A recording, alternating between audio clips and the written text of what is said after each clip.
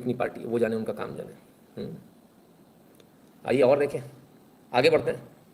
शांत राज्य में अस्थिरता नहीं फैला सकते, मनीष कश्यप को एससी की फटकार, राहत से इनकार। तो राहत से इनकार कर दिया साहब सुप्रीम कोर्ट ने। मनीष कश्यप, जिनके ऊपर फेक न्यूज़ फैलाने का आरोप है, जो यूट्यूबर है, वो अभी जेल में ही रहेंगे। सुप्रीम कोर्ट ने भी मना कर दिया। वो सुप्रीम कोर्ट जो दौड़ कर आती थी हर चीज़ के लिए, उसने मनीष कश्यप को आर्टिकल 32 के तहत राहत देने से मना कर दिया कि नहीं, हम कोई राहत नहीं देंगे। चलिए, अच्छी बात है। और देखें सर,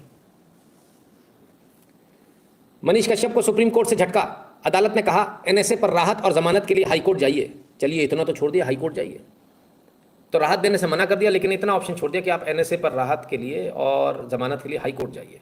ठीक है, अब हाईकोर्ट जाएंगे, हाईकोर्ट से आएंगे। लेकिन एक बात समझ में नहीं आई, रात के 2 बजे आतंकवादियों के लिए खुल जाने वाली सुप्रीम कोर्ट, आखिर एक पत्रकार से कोई गलत ट्वीट हुआ, कोई गलत वीडियो बना जो उसने डिलीट भी कर लिया, उसको लेकर इतनी दुर्भावना क्यों? इतनी सारी आपने एफआईआर कर दी, और इतनी एफआईआर करने के बाद अभी पिछली तारीख पे बोले थे इतनी सारी एफआईआर, इतनी दुर्भावना। दिख रहा है आपको कि इतनी दुर्भावना है, और इसके बावजूद आज बोले नहीं, इनको जमानत नहीं दे सकते। अच्छा चलिए, मान लीजिए, 1 मिनट के लिए मान लेते हैं कि भाई इन्होंने एक गलत न्यूज़ चलाई है ना, तो बाकी न्यूज़ तो सही थी, बाकी तो गलत नहीं थी, पहली बात। दूसरी बात, कोई अकेले नहीं चलाई, बहुत सारे लोगों ने चलाई, उसके संदर्भ में इन्होंने चलाई। जो बाकी लोगों ने चलाई न्यूज़, उसी को लेकर इन्होंने न्यूज़ चलाई। बहुत सारे लोग हमको न्यूज़ भेजते हैं, है ना।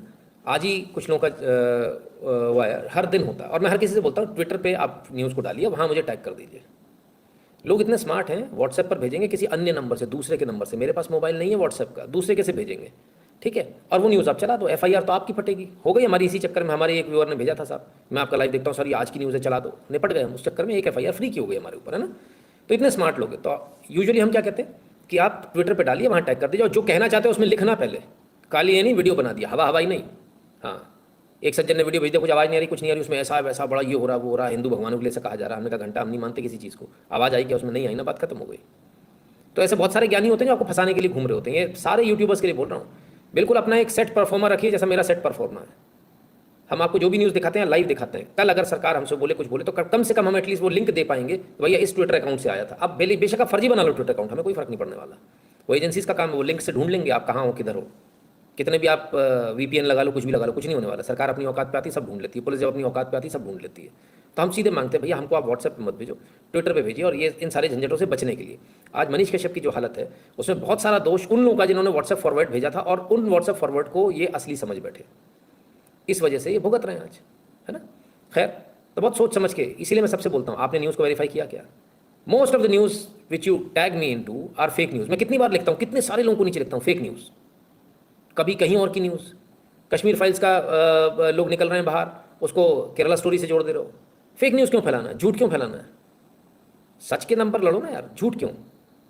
तो इतनी सारी फेक न्यूज़ आती है साहब दिन भर में, उससे छानते छानते हमारा 80% समय हमारा इस फेक न्यूज़ को छानने निकालने में अलग निकल जाता है।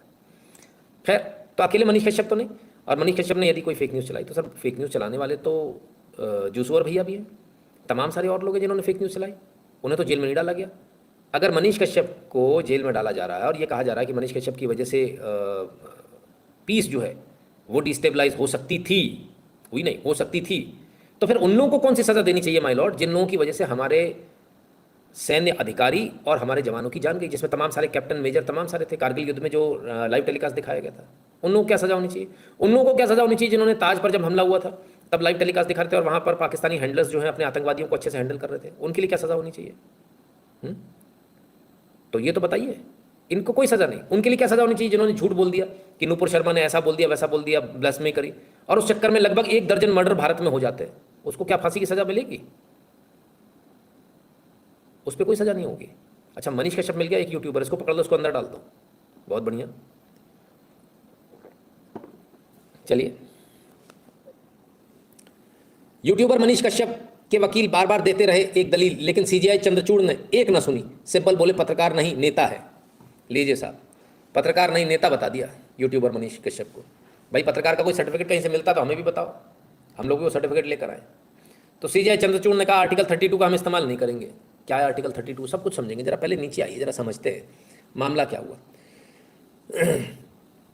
डीवाई चंद्रचूड़ ने कहा यदि आप एनएसए से राहत चाहते तो हाईकोर्ट जा सकते हैं, हम सारी एफआईआर क्लब कर देंगे। इस पर एडवोकेट सिंह ने कहा जहां भी पहले एफआईआर रजिस्टर हुई है यही नियम लागू होता है। इस पर सीजीआई ने सवाल किया कि हमें कॉमन एफआईआर के बारे में बताइए। इस पर तमिलनाडु सरकार की तरफ से पेश सीनियर एडवोकेट कपिल सिब्बल ने कहा कि तमिलनाडु सरकार के काउंटर एफिडेविट में एनेक्सर है। मतलब एफआईआर भी क्लब नहीं करना चाह रहे थे। क्या कहा वकील ने कहा, सुनवाई के दौरान वकील ने कहा, इस लड़के को सलाखों के पीछे भेजा गया तो तर्क से तो सारे पत्रकार जेल में होने चाहिए। इस तर्क से तो सारे पत्रकार जेल में होने चाहिए। इस पर सिब्बल ने टोकते हुए कहा, वे पत्रकार नहीं है, चुनाव लड़ चुके हैं।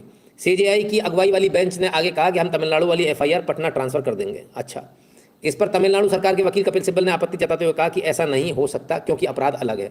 अगर ऐसा किया तो तमिलनाडु की एफआईआर रद्द हो जाएगी। इस पर चीफ जस्टिस ने पूछा, बिहार वाली एफआईआर किस मामले में दर्ज है? आगे सुनिए, पूरे मैटर को आपको समझना बहुत जरूरी है। बिहार और तमिलनाडु सरकार ने क्या दलील दी, सबने अपनी अपनी दलील दी है। मनीष कश्यप के वकील एक बात पर अड़े रहे। किस पर अड़े रहे? बिहार और तमिलनाडु सरकार की दलील के बाद मनीष कश्यप के वकील एडवोकेट मनिंदर सिंह ए ने एक बार फिर दलील देना शुरू की। उन्होंने कहा कि हमारे ऊपर, मनीष कश्यप पर, आरोप है कि हमने 5 मार्च 2023 को अपने चैनल पर दिखाया कि बिहार के मजदूरों को परेशान किया जा रहा है। इस पर चीफ जस्टिस ने कहा कि ये अलग अलग अपराध है। देखिए, उन्होंने फेक वीडियो बनाए और इसे प्रसारित किया। इस पर एडवोकेट सिंह ने कहा कि मेरी बात सुनी ही नहीं जा रही। यह बात दैनिक भास्कर ने भी रिपोर्ट की थी, आप दैनिक भास्कर देख लीजिए। इसके बाद वो कहते हैं, थैंक यू, सुन ली हमने आपकी बात, ठीक है ना। तो किसी भी दूसरे मीडिया हाउस की सुनने को तैयार नहीं है। कहते हैं चीफ जस्टिस चंद्रचूड़ ने कहा, तमिलनाडु जैसे राज्य जो शांत है, इसे इस तरह का कुछ शेयर किया और पूरे राज्य में उथल पुथल की स्थिति बन गई। इस पर मनीष कश्यप के वकील ने कहा, लेकिन ये तो हर जगह हो रहा है, तमाम मीडिया सोर्सेज ने इसे छापा है। मनीष कश्यप के वकील इस बात पर अड़े रहे, सीजीआई की अगुवाई वाली बेंच दूसरे संस्थानों की मीडिया रिपोर्ट भी देखे। एडवोकेट मनिंदर सिंह ने कहा, यही बात तो और मीडिया संस्थानों ने रिपोर्ट की है।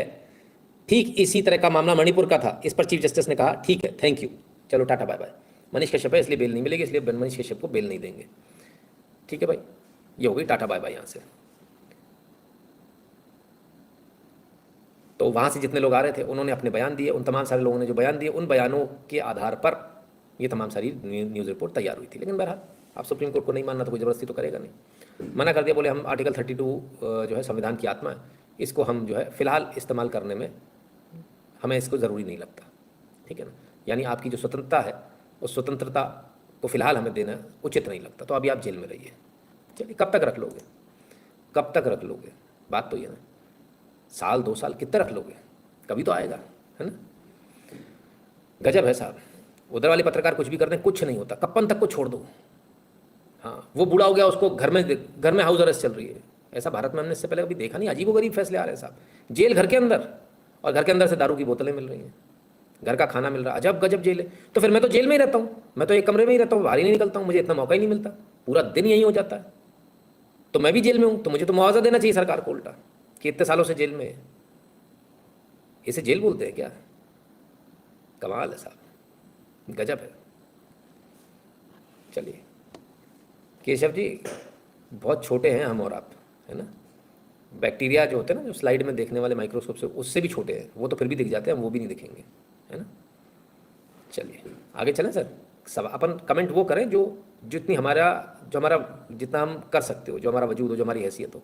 ऐसे कमेंट करने में कोई मतलब नहीं है ना। आप भी समझते हो, मैं भी समझता हूँ, ठीक है। चलिए साहब आगे चलें, और ज़रा पहलवान आंदोलन की